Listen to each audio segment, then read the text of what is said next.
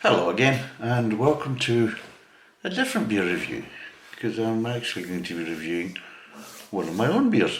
So this is glasses seem dirty. This is a recipe I haven't tried before. I don't really do many lagers. I prefer doing more ales and stouts and things like this. But I thought the weather's supposed to be getting warmer, or so they say. So I thought I'll maybe do some lager for a change. So I did some lager. I've done it in two different ways, same recipe, but I've actually brewed it in two kind of different ways, and I've mentioned it in a previous video about doing this. So what I'm going to do is, I've got it here. I'm going to be drinking it fresh from the bottle. You can see there's still some sediment in it. So I've done it as a live beer, as they call it. So that's a live one. Depending on how it is, I might filter it later on, because I've got a load of bottles there. So what I'll do is I may actually filter it and then rebottle it as a clean filtered lager, because it's already, hopefully, see what the carbonation's like. Although this one was already, because of the way the two kind of brewing methods that I used, one was basically carbonated, one was out. I've added a little bit of carbonation drop to this just to kind of help kind of boost it and keep it kind of boosted. The other one, well, I've added quite a lot of carbon drop, and I'm leaving it for longer to condition the bottle. So we'll be reviewing that and see what that's like in a few weeks. So it'll be interesting to see what it's like. But this has been basically brewed for 7 days, and it has conditioned in the bottle with a carbon drop for 5 days. It might require more than that, but the problem is we don't know until we try it. So this is the kind of first try. Let's see what it's like. Be careful, but it's got a bit of gas to it. So let's see how it pours.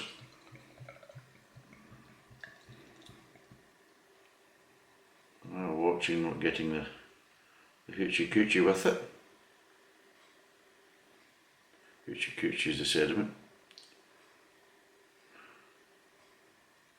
And I think that's as far as we could probably go. You can see the sediment there. But as you can see, it's a nice kind of lively. It's clearish. It's not fully clear, but it's not far away. Remember, it's only been conditioning for about 5 days, but it's actually not a bad looking pipe. It smells quite nice. I'm getting the smells of what I should be getting, which is, again, good to try. I'm getting a kind of crispness, I'm getting the kind of slight maltiness. I'm getting the hoppiness as well, so this should have a bit of a bitter kind of taste. Not a strong bitter, but it should be a little bit of a bitter aftertaste with the kind of hoppiness from it. So let's try it.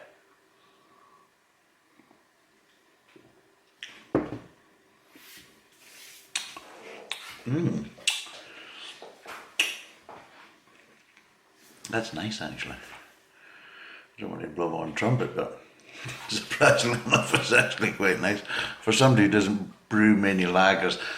And yeah, it hasn't had a particularly long conditioning time, because one of the major things with lager, you need quite decent kind of conditioning time.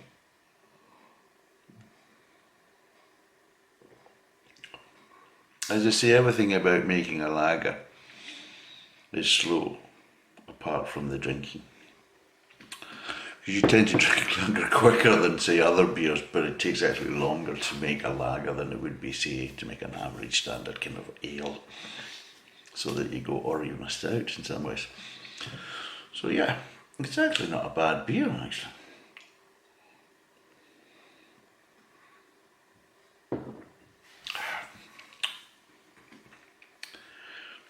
It's got, it is a live beer, you can tell that way, so it hasn't, I mean, there is a crispness to it. There's a bit of dryness. There is a bit of bitterness at the back end, just a bit. No, it's not strong, it's not like a bitter in any way, shape or form, or an ale, but there is a bit of bitterness from the hops, which is normal.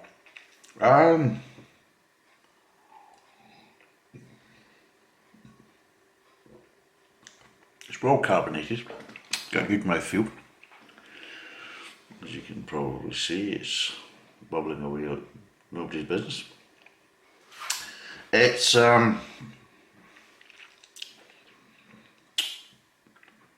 surprising enough, with the recipe and the additional carbon drops that was put in, that there's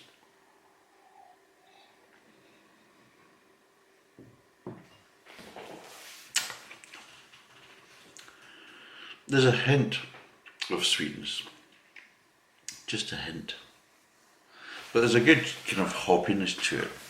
So yes, it's a bit of a strange one, because the way I did it, I had a funny feeling that it might turn out the way it has, if I was lucky. So it's like a kind of hybrid. It's not a clean, crisp, strong kind of lager. It's not one of these type of things. Neither is it a light kind of crisp lager. So it's not a strong lager or a crisp lager. But what it is,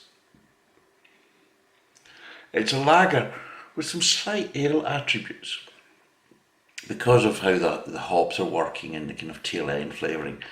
There's a little bit of sweetness, and a little bit of dryness. A dryness that you would never get in an ale, but you would get in a lager.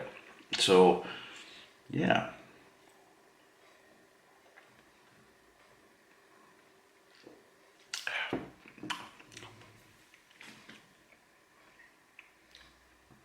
It's got an addictive aftertaste. It's quite a strange one, because you have a little bit of sweetness in the aftertaste, but then you also have that little bit of bitterness, so it's like kind of sweet bit. So it's almost like kind of sweet and sour kind of aftertaste. It's a bit kind of strange. So yes, it's a bit of an interesting one. But yeah.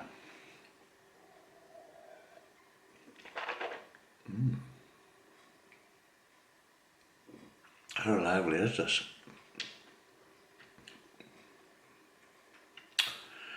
Would I suggest conditioning it for longer? Yes, I would. I think it's not quite there. It's very, very close, but I would probably say it would need maybe another 2 or 3 days, maybe longer. We'll see what it's like. But I don't think I'd be trying it again until at least 3 days. So it's had 5 days at this moment now.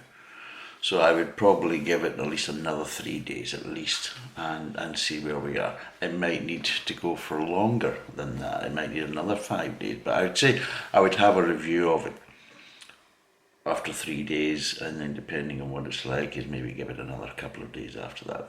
So that would be basically 1 week brewing and a maximum of maybe 10 days conditioning in the bottle. But as you can see, it's very, very close.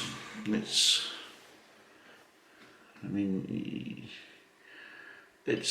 almost clear. I mean, I can obviously let it go crystal clear, but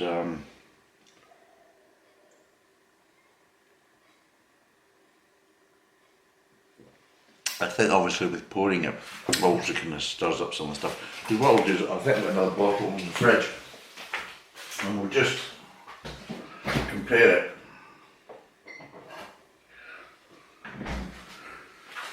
Yeah. Because there's the bottle out of the fridge, and there's what I've poured.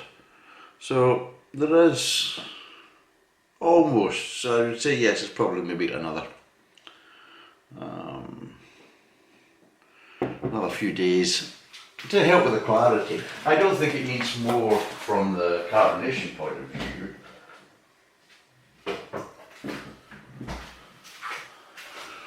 Turn this back around. I don't think it needs more from the carbonation point of view, but from just the clarity point of view, and maybe just help to kind of settle the flavours and just maybe get them kind of cemented in there, so it knows exactly what it's trying to do. I think yes, maybe 3 to 5 days more will just definitely kind of allow it to settle and become more of a kind of finished product. At this point, It's obviously with the 5 days conditioning, it's moving away from a kind of the homebrew kind of flavouring. So it has. So it has some little hints of, well, it's not quite there yet, which is kind of what I associate with kind of more homebrew. It's not like the kind of basic homebrew flavours thinking, well, it's alright, but it's homebrew. No, it's past that point. It's becoming, you can tell it's a more kind of conditioned beer, and it's starting to settle and be more like what we call a more of a kind of commercialised kind of flavouring to it, more kind of developed flavouring to it. But it's not raw in any way, shape or form. But what it is it just needs to kind of get settled. It's not quite settled there. So there's a bit of rawness, just ever so slightly in some areas, that will obviously settle down in the next 3 to 5 days. So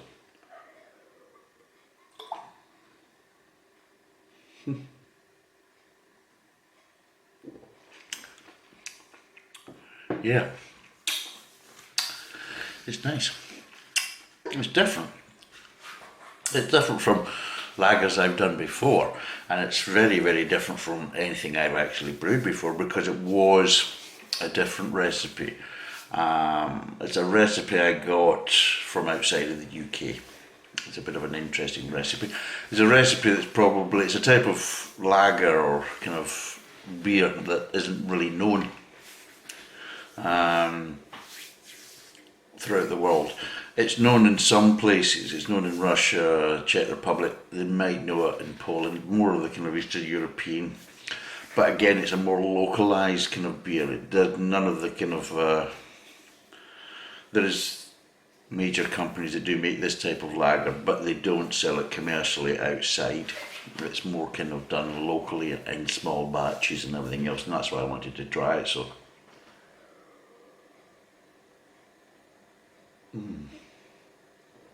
it is a different one. So yeah, I quite like that. I really do. And it'll be interesting to see what it's like in 3 to 5 days. Hopefully 3 days, because that means I can start drinking a lot quicker.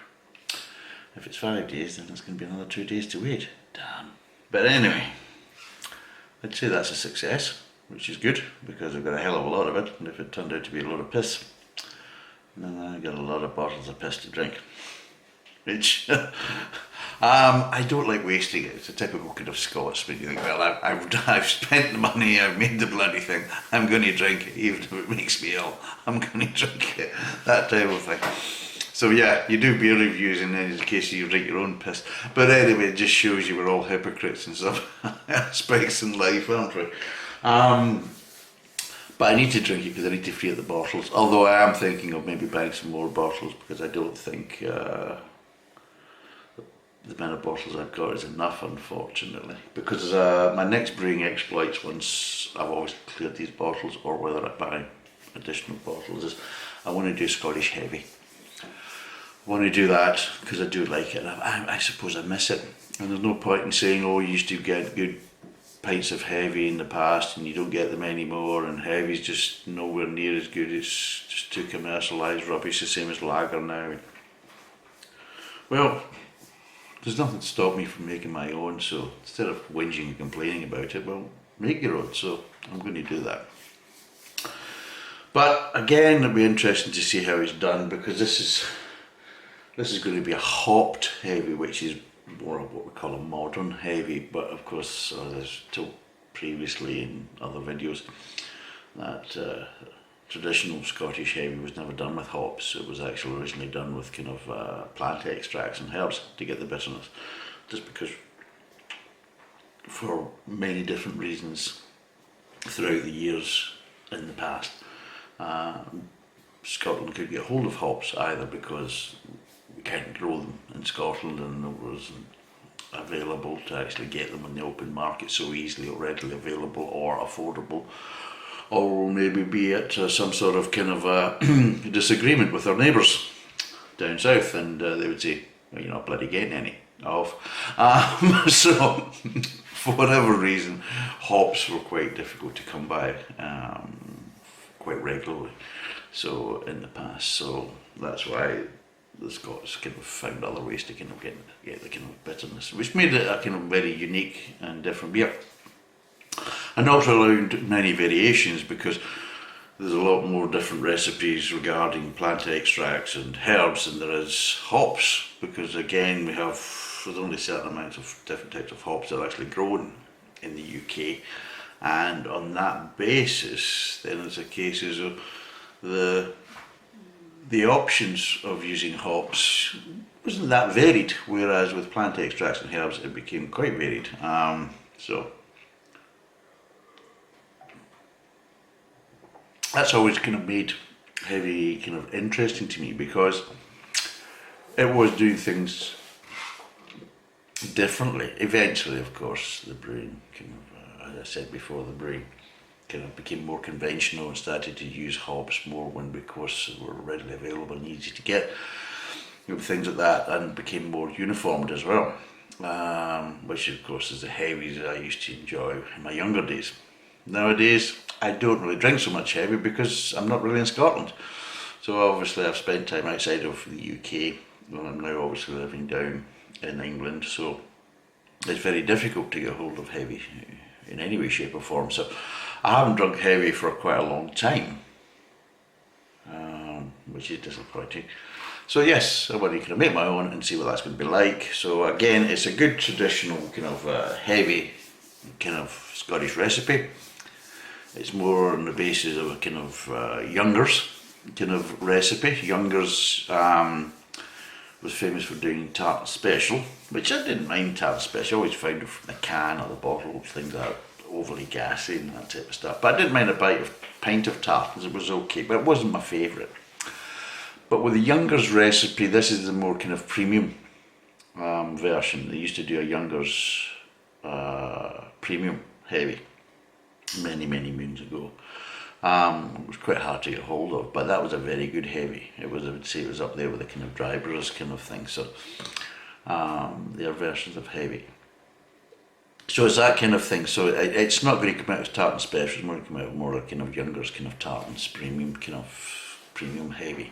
So we'll see how that goes. Hopefully it does turn out that way and doesn't turn out like tart and special. Although it's not a great loss if it does turn out like tart and special, but I don't want it to turn out like tart and special, because tart and special is okay, but I don't know where the special bit came in. I didn't even know where the tartan bit came in, but at the end of the day, it was alright. It was kind of average. It was nothing special. Nothing special. Anyway, but if it turns out that way, it's not a great loss, but it's not what I'm kind of shooting for, basically. It's not what I'm hoping for. So we'll soon see how that goes. But anyway, we haven't finished with the lager yet, so this is the end of this video. So I'm quite happy with the progression. It's not quite there yet, so let's see what it's like. So I'll maybe do a quick follow-up video in maybe 3 to 5 days, and we'll see how that goes. And then it's a case as though if it's good and fine, that's fine. That's that one part. And then we'll see how the other one's going, because the other ones are going, because it's also got to kind of do a full secondary ferment to try and get the kind of carbonation up in it. I'm going to leave that for 20 days. So it's already had 5 days, it's got probably another 15 days. So I'm not even going to basically attempt to do anything with it for about another 15 days. Although I'll maybe give it another 10 days. So basically I'll do the same. I'll try it out at 15 days, see what it's like, and if it's there, then great. If it's not, then I'm expecting to at least another 5 days after that. So we'll see how it goes. I think the flavours will have developed, of course, and the condition, and it should have settled, but it's to do with the carbonation. One of the major things is you've got to get the mouthfeel right. I mean, as I mentioned about tart and special, that was one of the problems I didn't like about tart and special, was I didn't like the mouthfeel so much because I just thought it was too gassy, and it was like too fizzy in the mouth, and the mouthfeel just wasn't quite right. It didn't really suit the type of beer it was. It was that type of situation. So that's what we're kind of looking for, is to get the mouthfeel right. If it's too flat, then it's not going to be good. If it's too gassy, it's not going to be good. So right now the mouthfeel of this is perfect, right on the button. The flavours, plenty of flavours, good flavours, but you just need to quite settle and just kind of blend properly. They're just slightly raw, so you can, in case it kind of melts from one flavour to the next as you're drinking it. They're just a little kind of gap between the two, so they haven't really kind of had that nice kind of flow of flavours yet, which usually happens with the kind of conditioning and the kind of maturing of it. So, but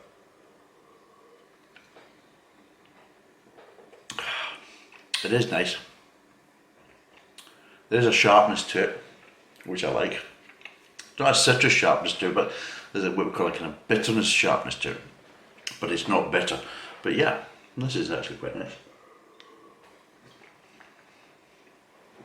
As you can probably tell, because I've basically tanned the whole glass now almost. But yeah.